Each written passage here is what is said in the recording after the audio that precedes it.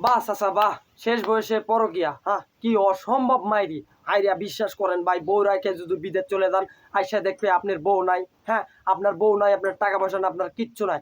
আজকে যদি বউকে বিশ্বাস করে যদি দেশের বাইরে যদি বিদেশি প্রবাসী ভাইরা দেশের বাইরে যদি যায়, আইসে দেখবেন বউ নাই। হ্যাঁ, বউ নাই, ক্যাশ নাই, শ্বাস নাই, জমি নাই, জায়গা নাই, সোনা নাই, কিচ্ছু নাই। কিন্তু দেখবেন যে কিছু কিছু মানুষ আছে যে এই অনৈতিক খারাপ কাজগুলো করতেছে, তাদের বিরুদ্ধে কেউ একটা রুখে দিচ্ছেছে না। ৪৫ বছরের বুড়ো কাকারাও মন করেন যে কট খাইতেছে। মানে মানুষের ভাত খাওয়ার রুচিটা এমন দিন দিন পরিণত হয়ে গেছে, তারা ভাতই খাইতেছেন না। তবে মহিলা মানুষ যদি বুঝতো যে তার স্বামী প্রবাসে গেছে শুধুমাত্র তার পরিবারকে এবং তার ফ্যামিলিকে ভালো রাখার জন্য, তাকে নিজে ভালো রাখার জন্য, দিনের পর দিন রাতের পরে রাত, হ্যাঁ নিজে রান্না করে খেয়ে দিন শেষে কাজ টাজ করে, এই যে অনেক সময় বেতন পায় না, অনেক সময় পুলিশের চাপ, ভিসার চাপ, অনেক সময় দেখা যায় কি সেই প্রবাসীতে ভাইটার একটা সময় যখন সে যদি দেশের বাইরে যদি শেষ নিঃশ্বাস ত্যাগ করে, তার লাশটাও পর্যন্ত দেশে আনতে অনেক কষ্ট হয়।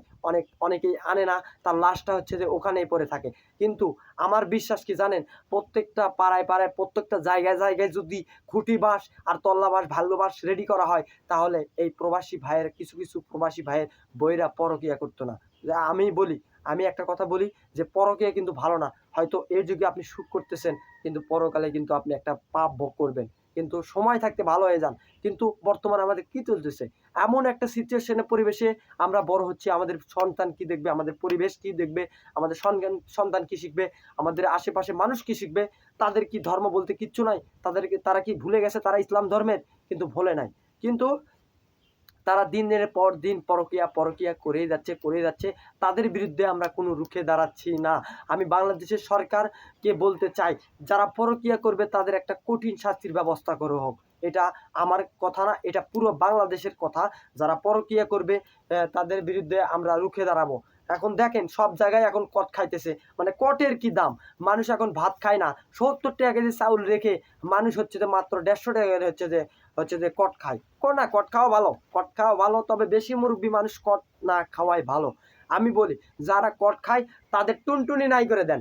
হ্যাঁ, যারা কট খায় আর কি, ধরেন একজনের বইয়ের সাথে আর একজনের পরকিয়া করতেছে, তাদের টুনটুনি নাই করে দেন, যাতে তারা ভবিষ্যতে বা এমন একটা শাস্তির ব্যবস্থা করা হোক যাতে ভবিষ্যতে কেউ পরকিয়া করতে গেলে ১০ বার ভাববে যে বাংলাদেশের আইনে এমনও কিছু আছে যে পরকিয়ার জন্য তাকে একটা ভয়ঙ্কর শাস্তি ব্যবস্থা করা হোক। তো দর্শক ভালো থাকবেন, সুস্থ থাকবেন।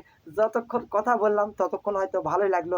অনেকেই হচ্ছে বাজে মন্তব্য করতেছেন। তো যারা মন্তব্য করতেছেন তাদের বগুড়ার দইয়ের পক্ষ থেকে একটা আপনাদের ভালোবাসা সবসময় রেডি থাকলো।